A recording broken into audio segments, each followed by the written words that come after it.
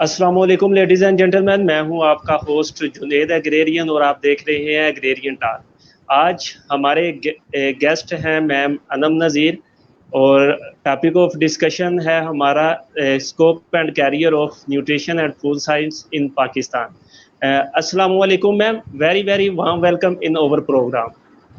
Ji, thank you. Walaikum Salam. Thank you so much, Junaid, for inviting me in your live form of agrarian talk. And I'm very grateful to you be the part of your team as agrarian, because I'm also doing a lot of regarding connection of a lot of memories regarding to the agriculture university. So thank you so much for inviting me here.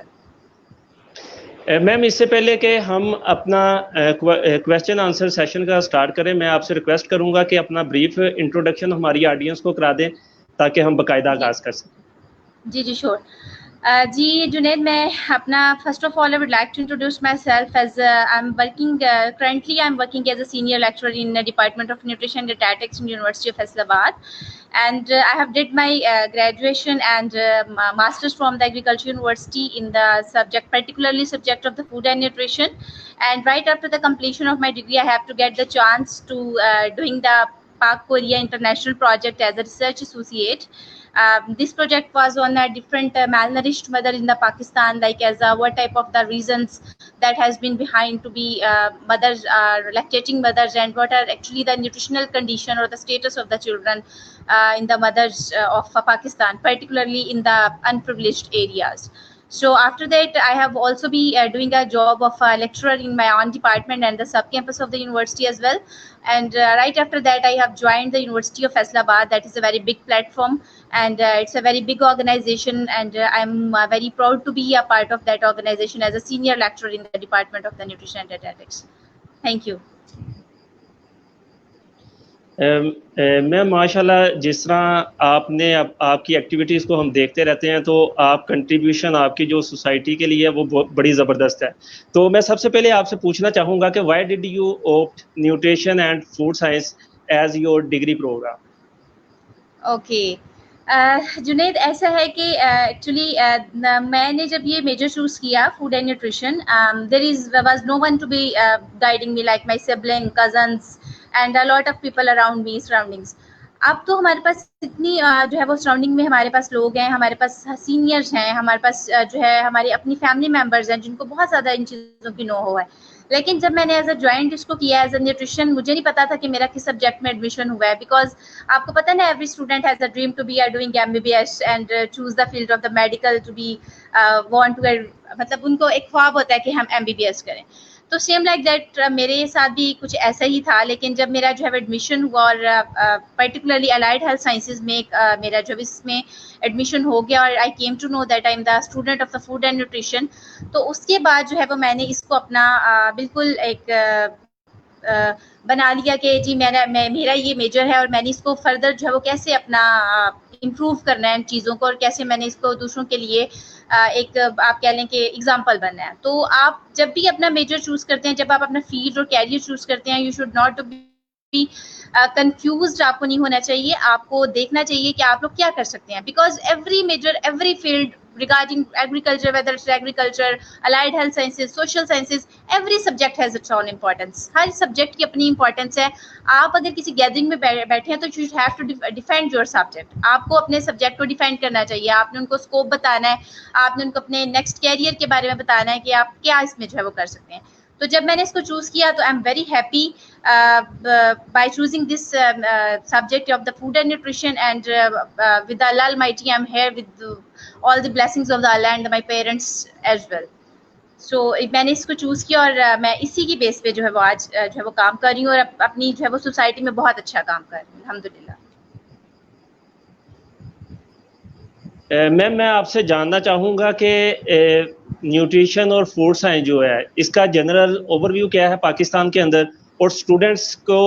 इसके किस scope को जो है मलहूज़े खातर रख के ये degree programme opt करना चाहिए? ओके एक तो जब आप इसकी स्कोप की बात करते हैं कि हम लोग जो है कैसे अपना जो बेसिकली हम लोग कैसे इसको आगे फर्दर लेके चल सकते हैं, ठीक है। तो food and nutrition there is actually आप बहुत ज़्यादा इसमें डिफरेंस है। आप अगर टेक्नोलॉजी की, फूड टेक्नोलॉजी की बात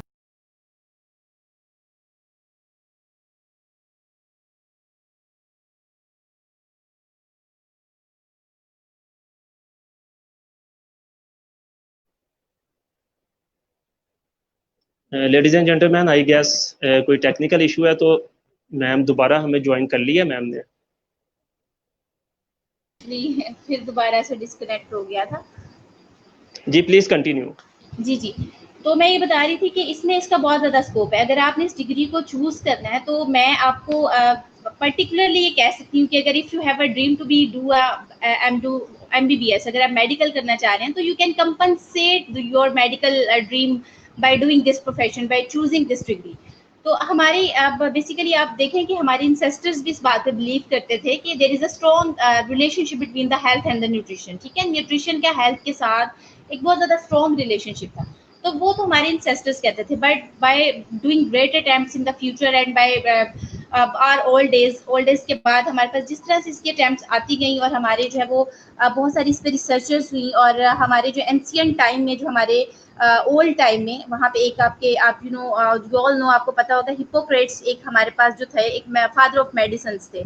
उन्होंने भी जो है ये कॉन्सेप्ट शुरू किया, और उन्होंने कहा था let be the food of the medicine and the medicine be the food, right. तो आप जो है उसको फूड को एज अ मेडिसिन यूज कर सकते हैं और मेडिसिन को एज अ फूड यूज कर सकते हैं। फिर उसके बाद बहुत सारी ऐसी ग्रेट अटेम्प्ट्स हुई तो इस लिंक तो कि what is actually strong relationship between the food and the its impact on the health. तो जब इसके बारे में बहुत सारी ऐसी ग्रेट अटेम्प्ट्स जो है वो आना शुरू हो गई, तो फिर उसके बाद जो है ये बहुत सारी ऐसी डिग्रीज इसमें स्टार्ट हुई, जिसमें आप लोग कह सकते हैं you can say the bachelor in food and nutrition, MSc in food and nutrition, doctor of food and nutrition, and the bachelors of human nutrition and the dietetics. तो ये बेसिकली जो है इसमें बहुत सारी ऐसी हमारे पास चीज़ें आ जाती हैं, जिसमें हम लोग किसी भी ग्रेजुएशन के after the graduation you can go for the further studies. आप किसी भी जो है वो फर्दर स्टडीज़ के लिए जो है वो जा सकते हैं, लेकिन आफ्टर द ग्रेजुएशन आप जो है वो बहुत सारे आपके पास ऐसे ऑप्शंस आते हैं जिसको जो आप लोग चूज़ करके you can choose and further proceed your career in a better form. तो मैम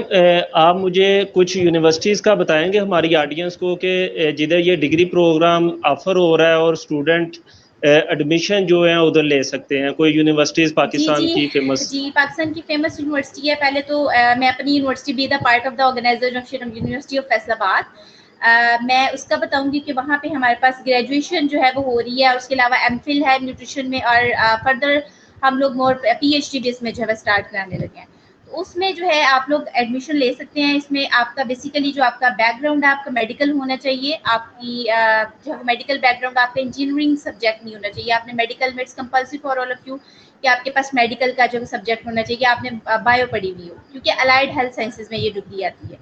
और उसके अलावा जो है बाकी अगर आप देखें कि इसमें आप एग्रीकल्चर यूनिवर्सिटी ऑफ फैसलाबाद है, a lot of universities in the Pakistan are doing their great effort to be starting this degree. तो वो बहुत ज़्यादा अपना बेस्ट दे रहे हैं इस डिग्री को स्टार्ट कराने के लिए। कायद आज़म यूनिवर्सिटी कराची है आपके पास, आगा खान यूनिवर्सिटी है आपके पास, एग्रीकल्चर यूनिवर्सिटी है, GC यूनिवर्सिटी है फैसलाबाद में, यूनिवर्सिटी ऑफ लाहौर है, यूनिवर्सिटी ऑफ साउथ एशिया है, और इसके अलावा आपके पास यूनिवर्सिटी ऑफ मिनहाज यूनिवर्सिटी है, UMT है आपके पास। बहुत सारी ऐसे प्राइवेट और पब्लिक सेक्टर्स हैं जिन्होंने जो है वो ये डिग्री के लिए बहुत ज़्यादा एक ग्रेट इनिशिएटिव लिया और वो जो है वो इसको स्टार्ट करा रहे हैं। और जहाँ तक आप अगर मैं इसके स्कोप की बात करती हूँ, इसका स्कोप कहाँ कहाँ पे है, स्टूडेंट्स जो है बहुत ज़्यादा कंफ्यूज्ड है अपने कैरियर के बारे में, तो वो जो है इसके स्कोप को यूज़ कहाँ कहाँ कर सकते हैं हम लोग। This is not particularly the compulsory for the students to be choose as a clinical dietician और द न्यूट्रिशनिस्ट। आप अगर क्लिनिकल साइड पे अब देखें ना, इसका एक स्कोप है, मतलब मैं एज अ न्यूट्रिशनिस्ट भी काम कर सकती हूँ, मैं एज अ डाइटिशियन भी काम कर सकती हूँ, और मैं हूँ। हमारी यूनिवर्सिटी में जो ये डिग्री कराई जाती है इसमें प्रॉपर एक सेटअप होता है जिसमें आपको हॉस्पिटल के साथ अटैच किया जाता है। तो हमारी यूनिवर्सिटी में भी एक मदीना टीचिंग हॉस्पिटल हमारी अपनी ऑर्गेनाइजेशन के साथ एक बहुत बड़ा सेटअप है, और उसमें हम लोग स्टूडेंट्स को जो करिकुलम में पढ़ाते हैं, जो थ्रू आउट डिग्री हम लोग पढ़ाते हैं, इसमें हमारे इंडस्ट्रियल साइड पे भी कोर्स हैं, हमारे क्लिनिकल साइड पे भी कोर्स हैं। हम अपनी अगर प्राइवेट प्रैक्टिस करना चाह रहे हैं तो उससे रिलेटेड बहुत ज़्यादा नॉलेज है, और अगर आपने क्लिनिकली साइड पे एज अ न्यूट्रिशनिस्ट और डाइटिशियन अगर काम करना है तो आप लोगों को इन टच रहना चाहिए विद हॉस्पिटल। तो अगर हम स्टूडेंट्स को उनके लास्ट ईयर्स में हम लोग उनको हॉस्पिटल में इन टच रखते हैं, वहाँ पे हमारी एक डाइटिशियन बैठती हैं, वहाँ पे हम लोग एज इंटर्नशिप करने भेजते हैं, या वीकली इनकी रोटेशन होती है स्टूडेंट्स की, जहाँ पे इनको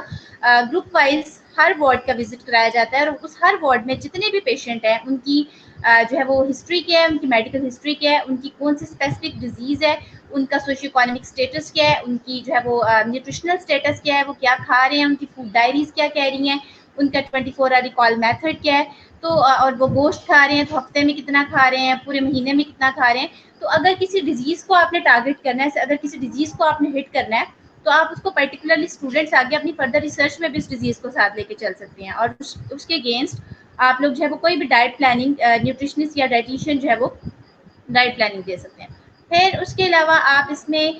जो है आपके पास बहुत सारे न्यूट्रिशनिस्ट है, डाइटिशियन है, और इसके अलावा आप हेल्थ कोचेस बन सकते हैं। आप जितने भी क्लब्स हैं, आपने जिम्स ज्वाइन किए हुए हैं, आपके पास वहाँ पे ट्रेनर्स होते हैं, जैसे आप कि जितने भी एक्ट्रेसेस हैं हमारी, आप लोग सारे सबको पता होगा, उनकी ट्रेनर्स हैं जो उनको पर्टिकुलरली ट्रेंड करते हैं कि आप लोगों का डाइट प्लान क्या होना चाहिए, how to control your portion size, आपने अपना पोर्शन साइज कितना कंट्रोल करना है, what type of the food you have to taken, आपने कितनी फूड आपको should have to taken in your daily life for the healthy lifestyle, आपने किस तरह से वो फूड लेनी है, आपने कार्बोहाइड्रेट्स को कैसे मैनेज करना है, आपने प्रोटीन को कैसे मैनेज करना है, और फिर उसके अलावा आप लोगों ने एक्सरसाइज करनी है, आपकी फिजिकल एक्टिविटी का इसके साथ कितना जो है इंटरलिंक्ड है आपकी न्यूट्रिशन के साथ। हेल्थ कोचेज इसमें आ सकते हैं। उसके अलावा आपके पास जो है वो आप फूड मैनेजर्स के तौर पर काम कर सकते हैं किसी भी होटल में। अगर आपका क्लिनिकल साइड पे नहीं इंटरेस्ट, तो आप लोग किसी भी फूड इंडस्ट्री में काम कर सकते हैं। आप लोग एज अ फूड इंस्पेक्टर काम कर सकते हैं, जैसे हमारी पंजाब फूड सेफ्टी अथॉरिटी है, वहाँ पे बहुत सारे ऐसे फूड इंस्पेक्टर्स हैं जो इसी फील्ड से जो है वो गुजर के गए हैं, और वो इसमें हम लोग उसको चूज़ कर सकते हैं, जिसमें हम लोगों ने इंस्पेक्शन करनी होती है कि what type of the food are to be marketed in our society में, किस टाइप की फूड्स मार्केट में आ रही हैं, और फिर उनकी मैन्युफैक्चरिंग क्या है, उनकी कॉम्पोजिशन क्या है, उसमें कोई एडल्ट्रेशन तो नहीं है, उसमें किस टाइप के प्रिजर्वेटिव्स यूज़ हो रहे हैं। फिर उसके अलावा आप एज अगर फूड सर्विसेज मैनेजमेंट में आपका बहुत ज़्यादा इंपॉर्टेंट रोल है। फूड सर्विसेज मैनेजमेंट में आप लोग एज अ होटल मैनेजर के तौर पर काम कर सकते हैं। आप टेबल मैनर्स, टेबल एथिक्स का बता सकते हैं, और a lot of other majors you have to be taken according to your own choice. आप उसके अकॉर्डिंगली आपने चूज कर सकते हैं। आप ये नहीं कहते, अब देखें इसका कितना स्कोप है, आपने चूज करना है कि आप लोगों ने किस साइड पर प्रोसीड करना है। तो आप अगर कहने बैठ जाएं कि नहीं ये मैंने करना है और मैं किस साइड पे मूव करूंगी, तो ये आप में एक जो है वो गट्स होने चाहिए। अगर आप में वो गट्स हैं तो you can do everything, you can do everything. Ma'am, जैसा कि आप nutrition society university of Faisalabad को एज अ इंचार्ज सर्व कर रहे हैं, तो मैं आपसे पूछना चाहूँगा कि जो एक्स्ट्रा करिकुलर एक्टिविटीज़ या को करिकुलर एक्टिविटीज़ या इस तरह की डिपार्टमेंटल सोसाइटीज़ जो होती हैं, उसका स्टूडेंट की ग्रूमिंग में क्या किरदार होता है, और दूसरा प्रोफेशनल लाइफ में जाके आपको ये वाली एक्टिविटीज़ किस तरह जो है आपके लिए फ़ायदेमंद हो सकती हैं, इसके ऊपर ज़रा ब्रीफ करें। जी, एक तो मैं ये बात करना चाहूँगी, बेसिकली एक्टिविटीज़ जो करिकुलर और एक्स्ट्रा करिकुलर एक्टिविटीज़ हैं, इसका आपकी प्रोफेशनल लाइफ पे भी बहुत ज़्यादा आपकी प्रोफेशनल लाइफ पे बहुत ज़्यादा इसका रोल है। उसके अलावा स्टूडेंट लाइफ में बहुत ज़्यादा रोल है। तो अगर डिफरेंट हमारी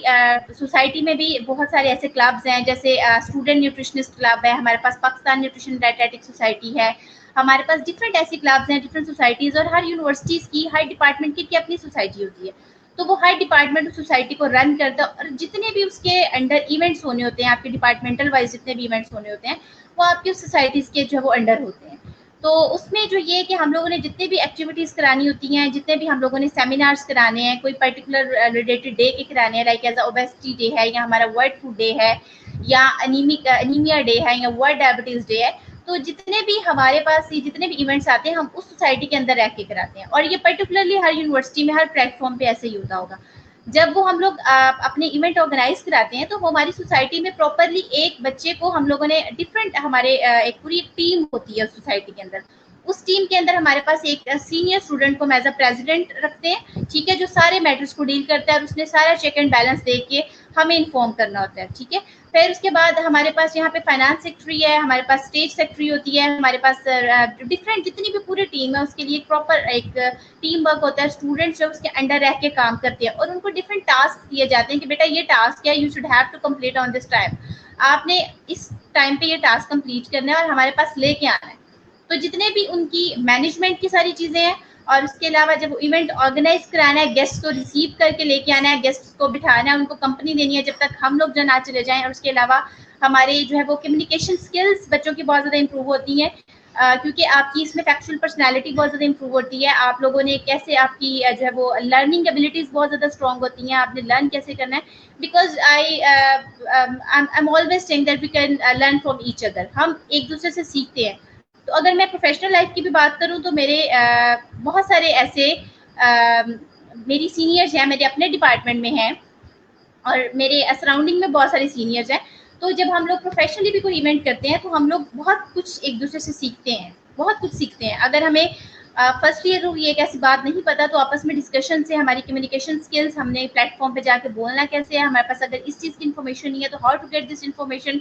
how to get the task, हम लोगों ने टास्क को कैसे जो है वो अचीव करना है अपने, और फिर उसके बाद जो है वो प्रोफेशनल लाइफ में हम लोगों ने उसको कैसे लेके चलना है। और स्टूडेंट्स को इस चीज़ का ये फ़ायदा होता है कि स्टूडेंट्स को, हम लोगों को, ऐसे स्टूडेंट्स जो प्लेटफॉर्म पे आके बोल नहीं सकते, जिनमें ऐसी एबिलिटीज़ नहीं है, जिनका हिडन टैलेंट है, तो हम लोगों ने उन हिडन टैलेंट वाले स्टूडेंट्स को बाहर लेके आना होता है कि आप लोग उनको टास्क देने होते हैं कि ये आपने ये करना है, आप ये कर सकते हैं, यू कैन डू एवरीथिंग। तो जब हम उनको उनके सब्जेक्ट रिलेटेड टास्क देते हैं, फिर एक बात होती है कि टीम वर्क बहुत ज़्यादा इंपॉर्टेंट है। जब आप टीम वर्क के साथ काम करते हैं तो वो स्टूडेंट्स भी जब एक टीम के साथ काम करते हैं, अपने फेलोज के साथ काम करते हैं, अपने सीनियर्स के साथ काम कर सकते हैं, तो उनको बहुत ज़्यादा एक दूसरे के साथ सीखते हैं और वो बहुत ज़्यादा चीज़ों को लर्न करते हैं। उनकी कैपेबिलिटीज़, उनकी हिडन टैलेंट्स बहुत ज़्यादा जब हमें बहुत अच्छा आउटपुट आता है उस चीज़ में। और प्रोफेशनली भी ये चीज़ें बहुत ज़्यादा मैटर करती हैं। जैसे अब हम लोगों ने अपनी यूनिवर्सिटी लेवल पे as a professionally due to कोविड-19 हम लोगों ने वेबिनार्स कराना शुरू किए और वो वेबिनार्स हमारे जो है वो कोविड-19 के मैनेजमेंट पे था। फिर उसके अलावा हमारा रिसर्च पे एक वेबिनार था जो हम लोगों ने स्पेन के साथ जो है वो मिलके किया। तो बिकॉज वी आर नॉट हम लोग IT एक्सपर्ट्स नहीं है एंड बहुत सारी ऐसी एप्लीकेशंस हैं जिनका हम लोगों को यूज़ करने का नहीं पता था। अब हम लोगों ने जब वो वेबिनार कराना शुरू किया एज अ प्रोफेशनल, एक तो हमारा बहुत ज़्यादा इंटरनेशनल लोगों के साथ इंटरेक्शन हुआ, ठीक है। फिर हम लोगों को बहुत सारी ऐसी चीज़ों का पता चला जो हम लोगों को अभी तक नहीं पता था और हम नेक्स्ट उन चीज़ों को बहुत सारे एज अ पॉजिटिव जो है वो वे में हम लोग उनको यूज़ कर सकते हैं। So these all are a very good or a positive impact of the all extra or co-curricular activities in my professional or that student life as well. Ma'am, student life को अगर हम देखें या professional life को देखें तो उसके अंदर जो आपका अप टू डेट नॉलेज है वो आपकी पर्सनैलिटी में बड़ा अहम किरदार अदा करता है। तो किस तरह आप सजेस्ट करेंगे हमारे स्टूडेंट को, अभी वो स्टूडेंट जो कि अपनी ग्रेजुएशन कंप्लीट कर रहे हैं या जो फील्ड में चले गए हैं, कि वो किस तरह अपना नॉलेज जो है वो अप टू डेट उन्हें रखना चाहिए, उसके लिए कौन सी प्रैक्टिस जो है वो उन्हें अडॉप्ट करनी चाहिए? देखिए, ये स्टूडेंट पे अपने पे डिपेंड करता है कि अगर वो स्टूडेंट ने ये फील्ड जो है वो चूज कर लिया है, इफ ही और she has choose this field और the subject like as a food and nutrition, specially human nutrition and dietetics, अगर उसने वो चूज कर लिया है, उसको हम लोगों ने उसमें कैसे उसने आगे अपने फर्दर नॉलेज को कैसे यूज करना है, अगर उसको नॉलेज नहीं है उसका आप सेटिंग्स कराएं स्टूडेंट्स के साथ, ऐसे स्टूडेंट्स के साथ जो बहुत ज़्यादा जो है वो काम करने वाले हैं, अगर वो इस फील्ड में आ गए हैं। अब एज अ सुपरवाइजर मैं अगर ये बात करती हूँ या मैं एज अ टीचर बात करती हूँ तो हम लोगों को बच्चों के साथ प्रॉपर एक वीकली डिस्कशन रखनी चाहिए, ठीक है। वीकली डिस्कशन रखने से एक तो ये होता है कि बहुत सारे बच्चों की ब्रेन वॉशिंग हो जाती है। अगर कोई इधर उधर से उनको बच्चों को शरारत करने की कोशिश कर रहा है कि भाई ये तुमने क्या चूज कर लिया, ये क्या चीज़ है और तुम फर्दर इसमें कैसे मूव करोगे, इसकी तो कोई स्कोप ही नहीं है, इसका तो कुछ है ही नहीं है, तो हम लोग जो है उन बच्चों को हम लोगों ने आगे लेके आना है, उनको जो है वो उनकी स्किल्स, उनके अंदर जो स्किल्स है हम लोगों ने उनको डेवलप कराना है। तो how to develop the skills of the students, अगर आप लोगों में से बहुत सारे ऐसे स्टूडेंट्स हैं, आप अभी अगर कोई लाइव है मेरे साथ, अगर आप लोगों ने चूज करना है तो I am surely want to say that you are going to be compensate your medical dream and with the compensation of this degree and you have to be pay with a handsome salary, you can say, and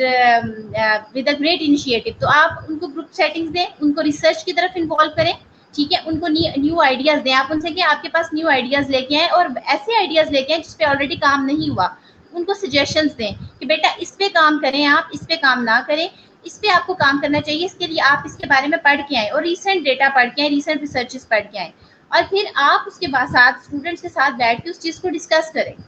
तो इस तरह से हम लोग बच्चों की जो है वो बहुत ज़्यादा स्किल्स को इम्प्रूव कर सकते हैं यूनिवर्सिटी लेवल पे। उनकी जो है वो स्किल्स में उनकी लर्निंग एबिलिटीज़ आ सकती हैं, उसमें उनकी कम्युनिकेशन पार्ट, जैसे मैंने ऑलरेडी आपको बताया, उनकी स्किल्स आ सकती हैं। उन्होंने अपने रिप्रेजेंट कैसे करना है, अपने सब्जेक्ट को, अपनी इंस्टीट्यूट को कैसे रिप्रेजेंट करना है, अपने सब्जेक्ट को कैसे रिप्रेजेंट करना है, अपने डिपार्टमेंट को कैसे रिप्रेजेंट करना है। तो ये सारी चीजें जो है वो इस चीज में मैटर करती हैं। तो इसमें टीचर्स का, इसमें प्रोफेशनल्स का हमारा बहुत ज्यादा रोल है कि हम लोग स्टूडेंट्स को जो है किस तरीके से गाइड करते हैं और उनको सजेस्ट किस तरीके से करते हैं कि उनको कैसे अपने फर्दर, अगर ऑलरेडी किसी चीज पे काम नहीं हुआ हुआ तो कुछ हर एक स्टूडेंट को उस पर डिफरेंट एक चीज पे काम करना चाहिए। तो ये इसमें रिसर्चेस भी ऐसी बहुत सारी हमारे पास हैं।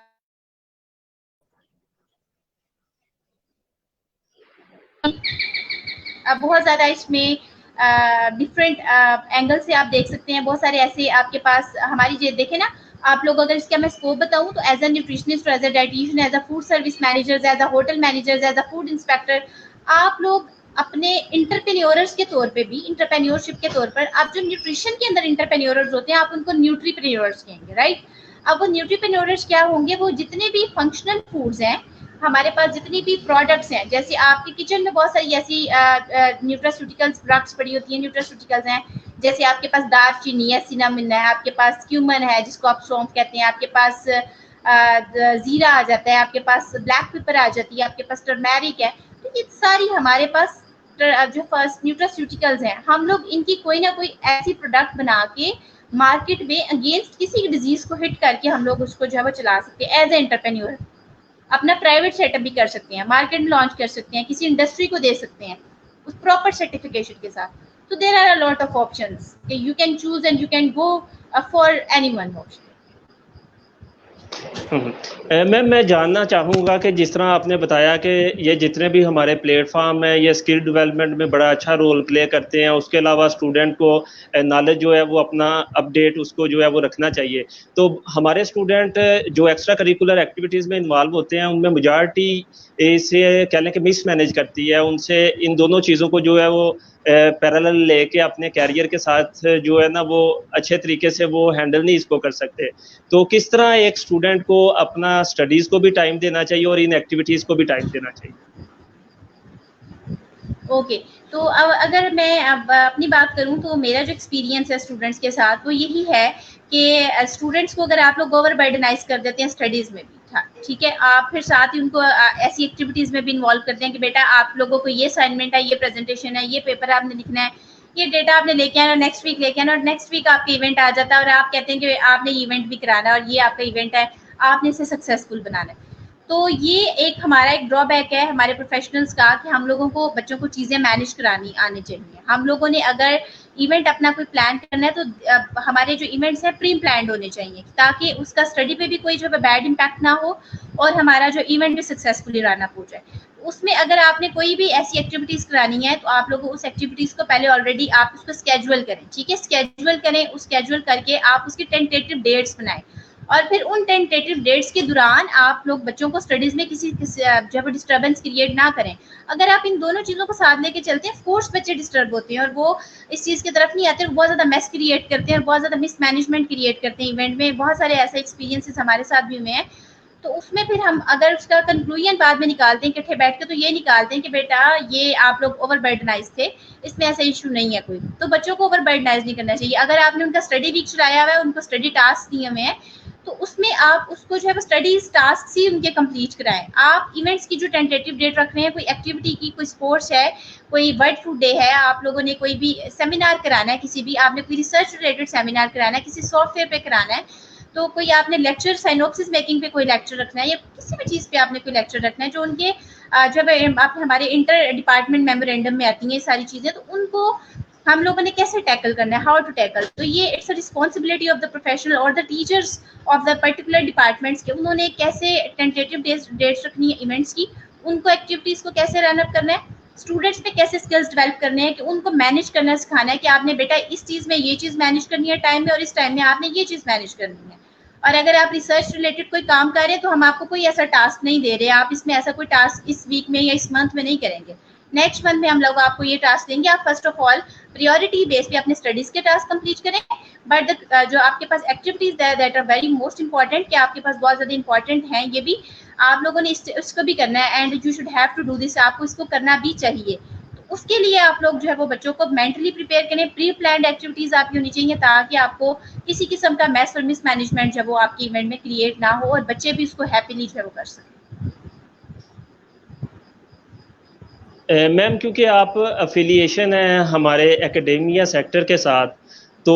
उसके बाद जैसे आपने वेबिनार की बात की, तो मैं आपसे जानना चाहूँगा कि आजकल जो मैं 21st सेंचुरी को समझता हूँ, वो कहने के डिजिटल मार्केटिंग जो है ना, ये भी एक बड़ी ज़बरदस्त स्किल है जो हमारे स्टूडेंट्स के अंदर इंजेक्ट होनी चाहिए, ताकि वो कल को जब एंटरप्रेन्योर्स बनते हैं तो वो अपनी प्रोडक्ट्स जो भी वो डिज़ाइन करते हैं उनको सोशल मीडिया, ई मीडिया के थ्रू जो है वो सेल आउट करें, क्योंकि हमारे जो कस्टमर्स हैं उनका लिंक जो है वो सोशल मीडिया के थ्रू जो है बड़े अच्छे तरीके से एस्टैब्लिश हो सकता है। तो मैं आपसे जानना चाहूँगा कि वो कौन-सी करिकुलम में हमारे इम्प्रूवमेंट्स हैं जो आप सजेस्ट करती हैं कि ये चीज़ें जो हैं वो हमारे करिकुलम का जो है वो बाकायदा हिस्सा होनी चाहिए? ओके, अगर हम लोग जैसे आप इस फील्ड की बात करते हैं या वैसे भी कोई भी सब्जेक्ट की बात करें, हमारे करिकुलम में एक तो वैसे भी बहुत सारे ऐसे सब्जेक्ट्स हैं जो हम लोगों को इन एक्टिविटीज़ की तरफ लेके जाते हैं, स्टूडेंट्स इनकी तरफ आते हैं। फिर अगर आप लोग सेमेस्टर प्लानिंग कर रहे हैं या सेमेस्टर प्लानिंग के अंदर आप कौन से ऐसे इवेंट शेड्यूल कर रहे हैं जो आपकी मार्केटिंग की साइड पे आते हैं, या आप लोग उनको एज अ जनरल गाइडलाइंस उस चीज़ के बारे में दे रहे हैं, या जैसे हमारे जैसे एग्रीकल्चर यूनिवर्सिटी में एक ऐसा क्लास होती थी जिसे मुझे I don't remember about this class, उसमें हम लोग अपने डिफरेंट इस तरह की चीज़ों को अपने टीचर्स के साथ डिस्कस करते थे। तो हम लोग जो है वो जैसे वेबिनार, मैं आपको बताऊं कि वेबिनार का हमारा कोई ऐसा कोविड-19 ना आता, ऐसी पैंडेमिक सिचुएशन नहीं आती तो हम ऑनलाइन की तरफ बिल्कुल भी ना जाते, ठीक है। तो ये हमारा पैंडेमिक सिचुएशन चली, कोविड-19 आया जिसपे बहुत ज़्यादा लोग जो है वो इफेक्ट हुए इसमें। और अगर मैं आपके साथ शेयर करना चाहूँ तो उसमें 2015 में हमारी एक सर्वे बेस्ड स्टडीज थी जिसमें 690 मिलियन पीपल जो है वो हंगर थे। तो अब ये डाउन टर्न्स की वजह से, इकोनॉमिक शॉक्स की वजह से बहुत सारे हमारे अनएम्प्लॉयमेंट हमारी सोसाइटी में क्रिएट हुई और 123 मिलियन मोर पीपल जो हैं हंगर की तरफ और पॉवर्टी की तरफ चले गए। अब वो हंगर और पॉवर्टी विदाउट जो है वो उसके बगैर, पॉवर्टी के बगैर मेल न्यूट्रिशन, अंडर न्यूट्रिशन इस कैटेगरी में आ जाती है। बहुत सारे हमारी जो सोसाइटी में है, आप लोग अगर आप मार्केटिंग की भी बात करना चाहें, अगर मैं एज अ गुड इनिशिएटिव इस चीज़ को लूँ तो मैं यही कहूँगी कि स्टूडेंट्स को आप लोग अगर कोई चीज़ बनाना चाह रहे हैं, जैसे प्रोडक्ट है, मैं आपको एक सिंपल एग्जांपल दूं, जैसे पोटैटो पील है हमारे पास, ठीक है। अब पोटैटो पील, अब हमारे पास एक वेस्टेज मटेरियल है, हम लोग उसको फेंक देते हैं, नहीं यूज़ करते, लेकिन यू डोंट नो कि what type of the vitamins, minerals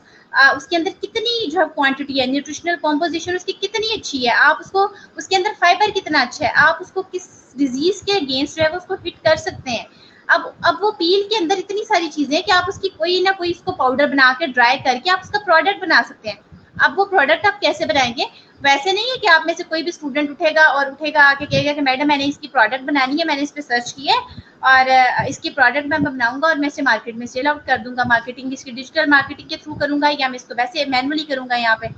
तो वो उस तरह से जो है ऐसे नहीं होता। हम लोगों ने कहना होता है कि रिसर्चेस पढ़ें इस चीज़ के बारे में, हमारी रीसेंट रिसर्चेस जो है वो क्या कह रही है इस चीज़ के बारे में। हमने अगर उसका पाउडर भी बनाना है तो हमने कितनी प्रोपोर्शंस में वो ऐड करना है उसके अंदर। अगर हम लोग ट्रीटमेंट अप्लाई कर रहे हैं, अगर एक प्रोडक्ट बना रहे हैं, लाइक अगर आप बंस देख लें, पोटैटो पील्स के बंस बना रहे हैं, या आप लोग क्या कहते हैं, आप कोई भी आप लोग बेवरेजेस बना रहे हैं, ठीक है, आप कोई भी कुकीज बना रहे हैं, आप एनर्जी बार्स बना रहे हैं, ठीक है, वो एनर्जी बार्स के अंदर आप लोगों ने 3 से 4 ट्रीटमेंट कराने हैं स्टूडेंट्स को कि बेटा ये ट्रीटमेंट्स आप करें, एक में आप 2 ग्राम यूज करें, एक में 4 ग्राम यूज करें। और हमारे रिसर्च रिसेंट क्या कह रही है इस चीज के बारे में कि हम इसकी टॉक्सिसिटी भी ना हो। अगर आप इसको डायबिटिक पेशेंट के अगेंस्ट यूज करना चाह रहे हैं, क्योंकि इसमें हाई फाइबर कंटेंट होता है, आप डायबिटीज में इसको यूज कर सकते हैं, कॉर्नरी हार्ट डिजीज के पेशेंट्स में इसको यूज कर सकते हैं, और आर्थराइटिस के पेशेंट्स में इसको यूज कर सकते हैं। जैसे आपके पास काउपीज है, लोबिया जिसको आप कहते हैं, इसको भी बहुत सारी चीजों में आप यूज कर सकते हैं। तो वो प्रोपोर्शन के अकॉर्डिंग हमने देखना है कि इसकी टॉक्सिसिटी भी ना हो और वो प्रोडक्ट भी हमारे पास इजीली अवेलेबल हो और वो बन जाए प्रोडक्ट। फिर उसकी हमारा फिर सेंसरी एवेल्युएशन होती है उस प्रोडक्ट की, हमारा एक प्रॉपर पैनल बैठता है फैकल्टी का, वो उसको प्रॉपरली जो एनालाइज करता है उस प्रोडक्ट को, और उस प्रोडक्ट को एनालाइज करके उसमें देखना होता है कि कौन सा ट्रीटमेंट सबसे बेस्ट है और ये हमें बेस्ट इफेक्ट देगा। फिर उसके बाद हम लोगों ने उसको सर्टिफाई करा कि if you want to do be the sold your product in the market और इन द एनी इंडस्ट्री, आप किसी इंडस्ट्री को सेल करना चाह रहे हैं, आप अपने प्राइवेट सेक्टर्स में उसको अप्लाई करना चाह रहे हैं, आप अपना एक एंटरप्रेन्योर न्यूट्रीप्रेन्योर के तौर पर अपना बिजनेस करना चाह रहे हैं, आप स्कूल में as a facilitator, nutrition facilitators के तौर पर आपको एनर्जी बार्स बच्चों के लिए बना रहे हैं, जैसे स्कूल गोइंग बच्चों में बहुत सारी ऐसी डेफिशिएंसीज होती हैं, वो लंच प्रॉपर नहीं करते या ब्रेकफास्ट प्रॉपर नहीं करते, तो आप उसके लिए कौन सी ऐसी इनिशिएटिव ले रहे हैं? उसकी सर्टिफिकेशन आपको मिल रही है, हैसअप के थ्रू मिल रही है, आपको सर्टिफिकेशन मिल रही है, आप गुड मैन्युफैक्चरिंग प्रैक्टिसेस हैं उसमें, तो वो आप लोग बच्चों को यही मैं कहना चाहूंगी, अगर आप प्रोडक्ट बना रहे हैं, आप लोग इसमें डिफरेंट उसको मार्केटिंग में उसको लेके आना चाह रहे हैं, आप डिफरेंट वेबिनार्स अटेंड करें। ऑनलाइन बहुत सारे वेबिनार्स हो रहे हैं, जैसे हमने कराया फ्री ऑफ कॉस्ट वेबिनार्स थे, अब बच्चों को उसको अटेंड करना चाहिए, वो नहीं अटेंड करते, बच्चे इस चीज को तरफ नहीं देखते, क्योंकि कुछ स्टूडेंट्स को तो इंटरेस्ट नहीं होता, बहुत सारे ऐसे स्टूडेंट्स, बहुत कम स्टूडेंट्स होते हैं जिनको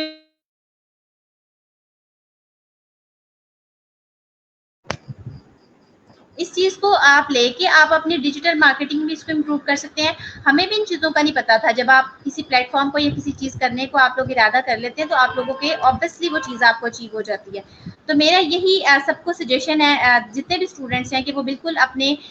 मार्केट में प्रोडक्ट लॉन्च कर सकते हैं और डिजिटल मार्केट के थ्रू अपनी डिग्री को भी जो है वो उसका और को बढ़ा सकते हैं और उसको मार्केट में लेके आ सकते हैं। Against any type of the आप लोग उसको माइक्रोन्यूट्रिएंट डेफिशिएंसीज के अगेंस्ट यूज कर सकते हैं, आप आर्थराइटिस के जो पेशेंट्स हैं उनके अगेंस्ट यूज कर सकते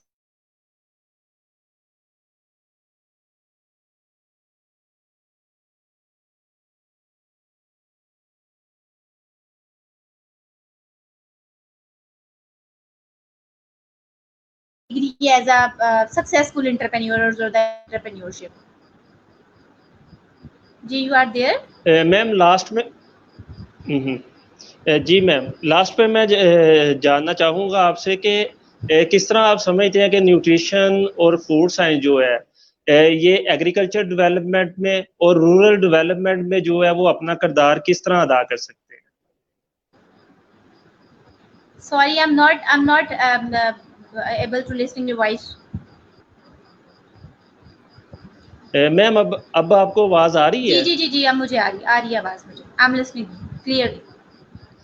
जी मैं लास्ट में आपसे पूछना चाहूँगा कि किस तरह फूड साइंस और न्यूट्रिशन जो है ये एग्रीकल्चर डेवलपमेंट में अपना किरदार अदा कर सकते हैं as a sector? Okay, agriculture आप देखें, एग्रीकल्चर डेवलपमेंट या रूरल डेवलपमेंट में बहुत ज़्यादा इनका इम्पोर्टेंट रोल है। अब मैंने आपको ऑलरेडी बताया था कि बहुत सारी हमारी ऐसी एग्रीकल्चर सेक्टर, अगर हम लोगों की प्रोडक्शन ही नहीं है, ठीक है, तो प्रोडक्शन नहीं है तो हम लोग उसको आगे फर्दर अपना प्रोसेस नहीं कर सकते। अगर हमारी प्रोडक्शन नहीं है, हमारी पोस्ट हार्वेस्टिंग कंडीशंस अच्छी नहीं है, हमारे पास मटेरियल नहीं आता, और हम लोग जब वो जितनी भी हमारी सोसाइटीज़ या अंडर प्रिविलेज एरिया या रूरल डेवलपमेंट है, तो हम लोग जो उसको जो है कैसे इंप्रूव कर सकते हैं। तो बेसिकली अगर आपको मैं बताऊं तो फूड इज अ की आउटकम है after the all activities of the agriculture की जितनी भी एक्टिविटीज हैं, उसके बाद हमारे पास जो फूड है वो उसके पास बाद हमारा फूड जो है वो आउटकम है। अब उसमें फूड आउटकम हमारा किस तरह से है कि आपके पास आप कह सकते हैं कि इसमें हम लोग बाद में इसको जो है कैसे यूटिलाइज कर सकते हैं। अब हमें नहीं पता कि how to get the food from the farm to fork, आपका फार्म से लेके आपकी फोक तक जो है वो कैसे फूड आती है, उसके अंदर पीछे उसकी हिस्ट्री क्या है, उसकी प्रोसेसिंग क्या है। तो बेसिकली जो एक्चुअली आप इसका जो है वो एक्चुअली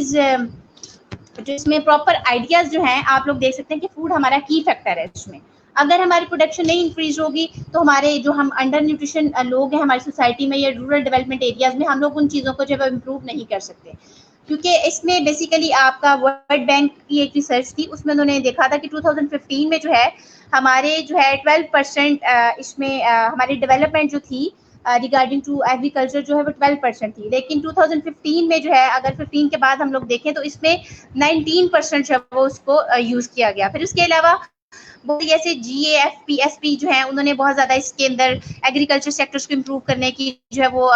नोटिस लिया, और बहुत सारी ऐसी ऑर्गेनाइजेशन है, जैसे आपके पास डिफरेंट NGOs हैं, जैसे आपके पास ग्रीन फूड फाउंडेशन है, आपके पास जो है वो आपके पास अलायंस फूड जो है वो एक ग्लोबल अलायंस फूड आपके पास काम कर रही है, और इसके अलावा आपके पास बहुत सारी ऐसी इंटरनेशनल ऑर्गेनाइजेशन है और लोकल लेवल पे भी ऐसी ऑर्गेनाइजेशन हैं जो एक पर्टिकुलरली उनकी जितने भी अलायंसेज हैं वो आपस में मिल के इस चीज़ के बारे में इनिशिएटिव ले सकते हैं कि हम लोग एग्रीकल्चर प्रोडक्शन को कैसे इंक्रीज करें। और जब हम एग्रीकल्चर में इस सेक्टर्स को प्रोडक्शन को इंक्रीज करेंगे तो उससे ऑब्वियसली हमारे पास जो है हमारे पास प्रोडक्शन भी अच्छी आएगी। और हमारे पास एक जो सर्वे था उसमें ये था 2002 की या 3 की बात है, कि जब हमारे पास तब जैसे बहुत ज़्यादा कहत या खुशहाली आप उसको कह लें, किस तरह से वो चीज़ें आना शुरू हो जाती थी, तो उसमें हमारे पास ना तब फूड थी और ना हमारे पास जो है एग्रीकल्चर सेक्टर में कोई चीज़ थी। तो जब ये दोनों चीज़ों की डेफिशिएंसी हो जाती है तो हम लोग पॉवर्टी को ख़त्म नहीं कर सकते, हम लोग हंगर पीपल को प्रॉपर नरिशमेंट प्रोवाइड नहीं कर सकते। हम लोग हमारे और ये हमारा जो वर्ल्ड बैंक जो है, हमारी ये ग्रीन फूड फाउंडेशन है, उनका मोटो यही है कि हम लोगों ने 2030 तक जो है हंगर को खत्म कर देना है। तो without the removing the problem of the poverty we can not remove the hunger. अब हम हंगर को रिमूव नहीं कर सकते। अब वो हंगर को हम रिमूव कैसे करेंगे? इफ द एग्रीकल्चर सेक्टर में हमारी प्रोडक्शन इंक्रीज है, उसमें बेसिकली हमारे पास जो है वो कितने सेक्टर्स हैं। फर्स्ट ऑफ ऑल तो आप लोगों का इसमें ये है कि आप लोगों ने कैसे इसको इम्प्रूव करना है, इसको इसकी कैसे सेक्टर्स, इसमें आपकी जो एग्रीकल्चर लेड ग्रोथ है वो बहुत ज़्यादा इंपॉर्टेंट होनी चाहिए। उसके बाद आपके पास agriculture is the sector best place to effect the food production पे इसका बहुत ज़्यादा इफेक्ट है। उसके थ्रू हम अपनी कंजम्पशन को और अपनी जो न्यूट्रिशियस फूड जो नीडी पीपल है उन तक कैसे करा सकते हैं। फिर रूरल डेवलपमेंट में हम लोग उसका कैसे पार्टिसिपेट कर सकते हैं। रूरल डेवलपमेंट में हम लोग जो बहुत सारे कॉन्टिन्यू न्यूट्रिशन एजुकेशन प्रोग्राम करा सकते हैं। हम लोग आउटरीच प्रोग्राम कर सकते हैं जिसमें हम किसी भी एक टारगेटेड एरिया को हिट करेंगे और देखेंगे वहाँ पे न्यूट्रिशनिस्ट जो जितने भी लोग हैं वो अंडर नरिश्ड हैं, उनकी क्या कॉज है। उसमें अब हमारे यहाँ पे अंडर प्रिविलेज एरिया में या पाकिस्तान में जो हमारे पास डेवलपिंग कंट्री है, इसमें अंडर 5 ईयर ऑफ एज जो है वो ज़्यादातर मोर्टेलिटी जो रेट है वो स्टंटिंग और वेस्टिंग की वजह से। अब 5 साल से बिलो जो बच्चा है वो बेसिकली उनकी जो डेथ्स या मोर्टेलिटी रेट इंक्रीज हो रहा है वो वेस्टिंग या स्टंटिंग की वजह से। और वेस्टिंग और स्टंटिंग क्या है? वो आपके पास हंगर है, पॉवर्टी है, लोगों के पास खाने को नहीं है। तो जब हमारे पास प्रोडक्शन नहीं है तो हम आउटरीच प्रोग्राम्स नहीं करा सकते। तो हम लोग ऐसे इनिशिएटिव ले सकते हैं कि as a part of the private organization, as a part of the government organization, as nutrition supervisor of the particular NGOs, a part of the NGOs, we can take the initiative as the form of the outreach programs in the different underprivileged area of the countries, and we can provide the different food rations that will include all the food portions like as a carbohydrates, protein, fats, salts, minerals. हम ऐसे food rations उनको दे सकते हैं, divide कर सकते हैं जिससे उनकी जो न्यूट्रिशनल डेफिशिएंसीज जो है पूरी हो सके। तो ये हमारा एक हम लोग कॉन्टिन्यू न्यूट्रिशन एजुकेशन प्रोग्राम करा सकते हैं स्पेशली लैक्टेटिंग मदर्स के लिए, मैटरनल और चाइल्ड हेल्थ के लिए। और इसके अलावा हम स्कूल्स में जाके आउटरीच प्रोग्राम्स कर सकते हैं जितने भी हमारे पास ये गाँव के जितने भी एरियाज हैं कि वहाँ पे लोगों को इस चीज़ के बारे में अवेयरनेस नहीं है, नो हाउ नहीं है। तो उसमें एज न्यूट्रिशनली आप जो है वो उनकी लैंग्वेज में कैसे जो है उसको इंक्रीज कर सकते हैं। ठीक है, तो this is all about the relationship of agriculture development and nutrition. Ma'am इससे पहले कि मैं आपसे टेक होम मैसेज जो है वो हम अपने ऑडियंस के लिए लें, तो मैं आपसे रिक्वेस्ट करूंगा कि हमें 1 लाइन सजेशन दें कि किस तरह हम एग्रेरियन टॉक्स को मज़ीद इम्प्रूव कर सकते हैं। Okay, Junaid, this is not actually from my side, all about the society people that are going to be live in your show daily. आप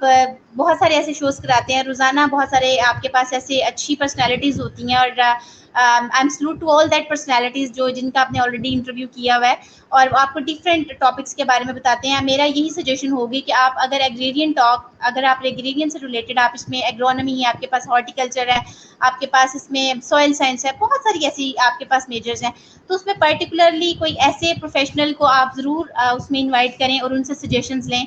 Apart from the agriculture, you can invite the guest like as you invited me. I am very grateful to you कि आपने मुझे invite किया यहाँ पे। आप allied health sciences में भी बहुत सारे ऐसे लोग हैं जिनको आप इनवाइट कर सकते हैं जिसमें आपके पास आप जैसे न्यूट्रिशन आ जाता है, ऑप्टोमेट्री है, फिजिकल थेरेपी है, आपके पास सोशल साइंसेज के बहुत सारे ऐसे लोग हैं जिनको आप इनवाइट कर सकते हैं अपनी एग्रेरियन टॉक में और आप उनसे डिफरेंट ले सकते हैं कि आप हम लोग फर्दर अपनी स्टडीज़ को या अपनी रिसर्चेस को जो है वो कैसे इम्प्रूव कर सकते हैं, अपनी रिसर्चेस को कैसे हम लोग आगे लेके जा सकते हैं, कैसे हम लोग as without non profit organisations के साथ काम कर सकते हैं और हम लोग एज यंगस्टर्स अपनी सोसाइटी को कैसे अपनी जो है वो स्टडीज़ को यूटिलाइज करके जो है वो इस पाकिस्तान की बेटरमेंट के लिए जो है वो काम कर सकते हैं।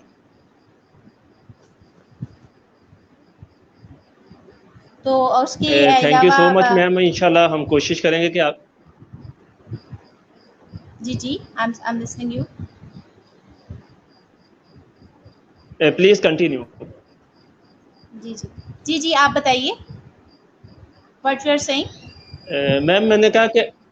हम